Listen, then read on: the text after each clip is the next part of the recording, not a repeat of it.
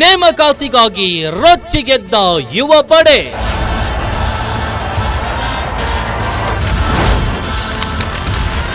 ಇಡೀ ರಾಜ್ಯಾದ್ಯಂತ ಯುವ ಗರ್ಜನೆ.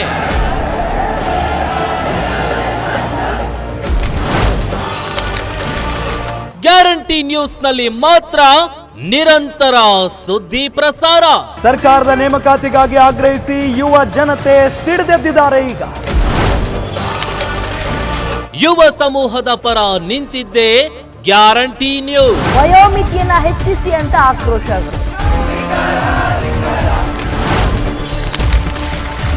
ಇಂಚಿಂಚು ಮಾಹಿತಿ, ಯುವಕರ ಜೊತೆ ಡಿಬೇಟ್. 2.5 ವರ್ಷ ಆಯ್ತು ಮೇಡಮ್, ಬರೇ ಸುಳ್ಳುಗಳು. ಯುವ ಪಡೆಯ ಸಮಸ್ಯೆಗೆ ದನಿ ಆಗಿದ್ದೆ ಗ್ಯಾರಂಟಿ ನ್ಯೂಸ್. 2.25 ಲಕ್ಷಕ್ಕೂ ಹೆಚ್ಚು ಸರ್ಕಾರಿ ಹುದ್ದೆಗಳು ಖಾಲಿ ಇದೆ. ಯುವಕರೇ ಹೆದರಬೇಡಿ, ನಿಮ್ಮೊಂದಿಗೆ ನಾವಿದ್ದೇವೆ.